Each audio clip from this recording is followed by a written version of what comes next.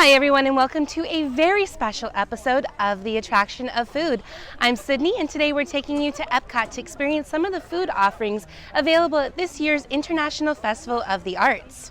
Now normally we would have each episode hosted by just two people, but since this is such a special offering, several of our hosts are going to be showcasing some of their favorite foods and drinks. What we are showcasing is not all the festival has to offer though, so if you get a chance to make it out here before it ends on February 24th, you might want to try something different. Here's Ava to get us started though.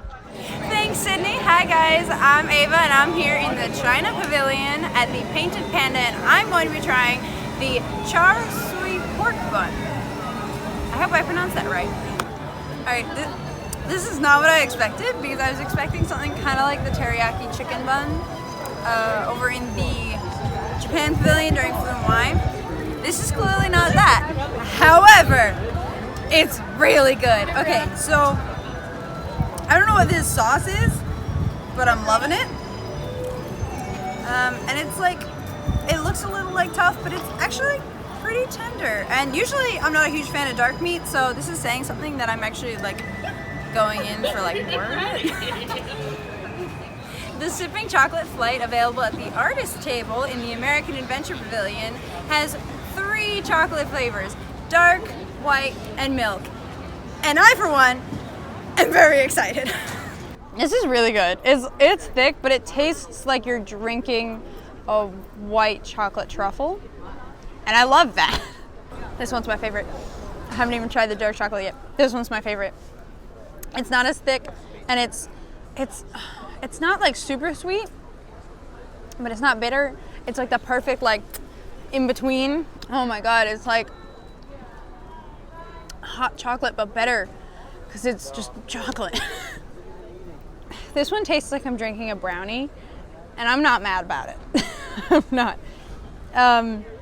It's not as like bitter as I thought it would be, but it's still very, very like rich and honestly really good, like better than I thought. These are fantastic. Like, these are fantastic. I love them. This one's like real thick, but also really good. This one is just perfect in every single way imaginable. This one is better than I thought. Tastes like a brownie.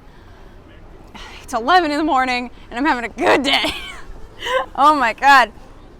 Well, I'm gonna keep drinking these, and I'll just let Desiree handle the rest, the next part. So have fun.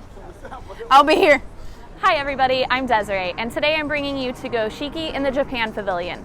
I'm really excited about this because last year I didn't get to try it. The sushi donut is back. This is super yummy. I love sushi, and this is brilliant. Who knew you could have had like sushi and a donut all in one without it actually being a donut, because that would be a little weird, but this is so good. All 3 of the sauces are amazing with the sushi. It's perfect temperature, and it tastes super fresh. And to wash that sushi donut down, we're here at the deconstructed dish near the port of entry to the World Showcase to try the deconstructed breakfast. Now, this is available in both alcoholic and non-alcoholic versions, but today we're gonna go the kid-friendly route. Oh my goodness, this truly is breakfast in a cup. It is so flavorful. The bacon is amazing. You get the syrup flavor. It kind of sunk down to the bottom, but it's all infused throughout the cup.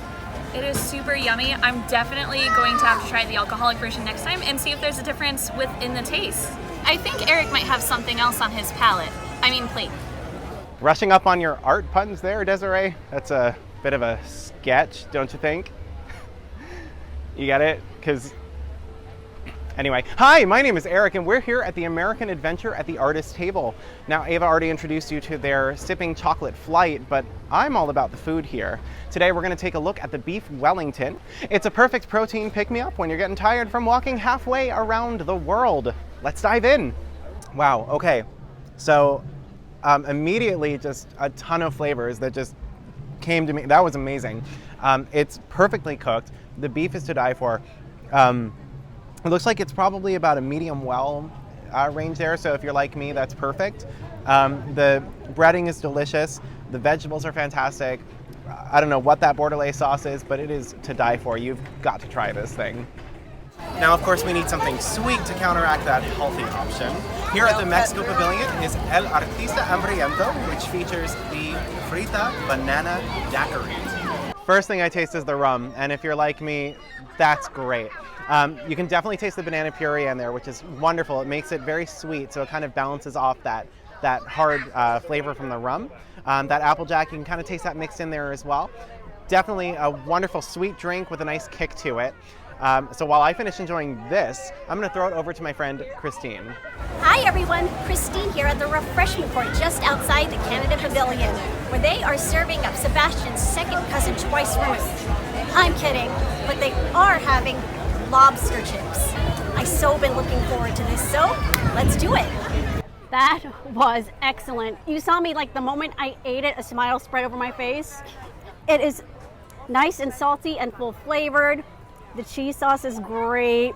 This great texture between the chips and the lobster, so you kind of got that squishiness and then the crunch of the chips that just melts together wonderfully. A total double thumbs up from me, especially if you love seafood. The musical flow will be a drink that will get you feeling patriotic with a delicious layering of strawberry, lemonade, and blue raspberry slushy with vanilla ice cream and white chocolate. So this is absolutely fantastic. It's like slushy and sweet, but it also has that creamy offset of the ice cream on top if you mix it around. It kind of reminds me if you get the twisted Dole Whip with the vanilla ice cream, it will be wonderful for a hot day here in the parks. It's a salute to all nations, but mostly America. And I'm sure Washington will certainly cross the Delaware again for this drink. Fortunately, you wouldn't have to go very far. Hi guys, I'm Rune, and we're over here at L'Art de Manger. We're going to be eating a little bit of shrimp today. Now, the name of this dish I'm not even going to attempt because it's very, very long. It sounds like a Harry Potter spell or something. It's here. You can try to read that out loud. It's a bit of a tongue twister. We're here in beautiful Italy, and I cannot wait to get my mouth around some seafood. What really surprises me about this particular dish is the pepper. You may have seen it, it's sprinkled all over top. It's quite red. I'm surprised at how much it shines through when it's paired up with stuff like the arugula and the fennel, which would normally be the star of a dish like this. The shrimp itself feels like it's mostly there to add texture rather than anything else. I mean, obviously it's been poached, so it hasn't quite got that fresh flavor. But it adds substance to something that's otherwise just fresh and spring tasting.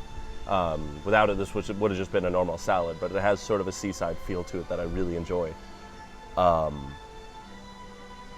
The dressing over top is avocado based, which I think is a little surprising. But at the same time, it adds this creaminess to it that otherwise you would have used maybe like a cream-based dressing for. But in this case, because it's avocado, it also adds to the whole overall fresh aesthetic.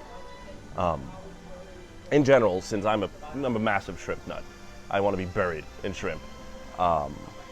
I think this is a wonderful way to showcase it in a way that you wouldn't normally do. Normally with a shrimp, you do something like a butter and garlic sauce or something like that. I think it's a much more fresh and fun way to do it. From Italian seaside to Moroccan bazaar, we are here at the Mosaic Canteen. Now, the Morocco Pavilion is beautiful and it's famous for a lot of different things. Specifically, its mosaics, which is the thing that the canteen is named after, incidentally. We're going to be having a drink called Embrace the Arak. Arak is an anise flavored drink. It's 80 proof. It's distilled from anise and a bunch of other different things. It tastes a little bit like licorice. It's paired with orange juice and grenadine in this specific case. I'm excited to see how it works. So this is the Embrace the Arak. Right away, you notice that it's layered, which I love in a drink. It makes it feel a little bit extra special though. This one specifically, because of the colors, looks like a sunrise or a sunset. And that's really, really nice. I don't know. It's appetizing to me. I hope it's appetizing to you guys as well. So the licorice flavor really shines through, which I wasn't expecting from a drink that looks like this. If you've ever been to a Middle Eastern restaurant of any kind, you'll get those they're hard candies once you're done eting. They're kind of like their version of mints, but they taste like licorice. It's that flavor, but with a bunch of fruit backing it up. Likewise, you'll notice that the layering hasn't actually changed. I hope that continues all the way down through the glass, so there's always just a smattering of orange juice on top. But as far as that's almost impossible to describe if you haven't already tasted it, and probably one of the more unique drinks you're liable to find here. Given that it's a liquor that's not often served in the United States, I think that this should definitely be worth your time, especially if you're here in Morocco. I mean, a beautiful drink to go with a beautiful table in a beautiful place, and a taste that you've probably never had before. I cannot recommend it highly enough.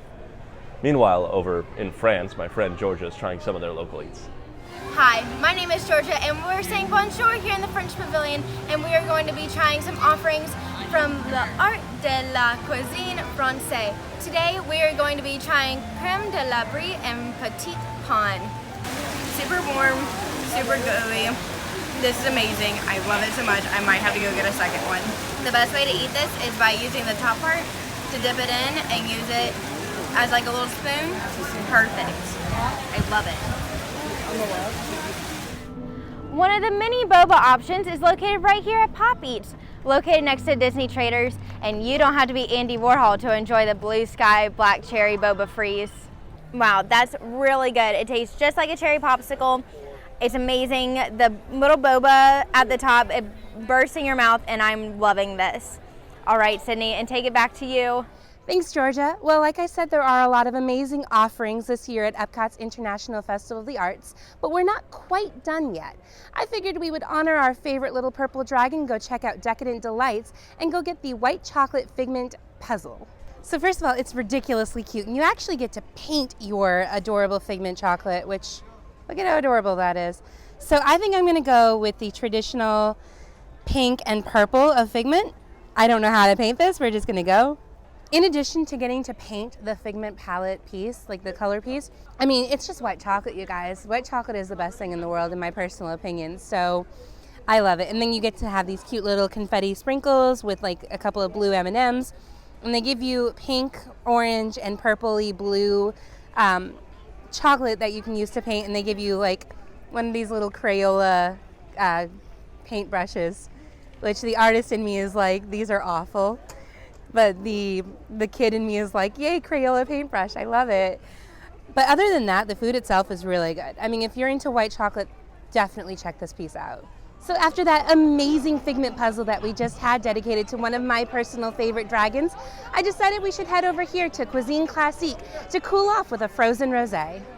So this is very wonderful. It's light, it's refreshing. It definitely has that rosé taste to it, but if you're looking for something a little alcoholic and a little cold, definitely go with this because it's so good. I think rosé is probably one of my favorite wines out there, so I mean, this is like meant for me. I'm pretty excited, and I don't know, it's really good, you guys. So that does bring us to the end of this episode at the Epcot International Festival of the Arts. We hope that you enjoyed all the foods and drinks that we did get to showcase today. If you get a chance to make it out here before the festival ends, make sure that you comment below on what your favorite food and drink is and what you're most looking forward to. Thank you so much for joining us, and we hope to see you next time on the Attraction of Food.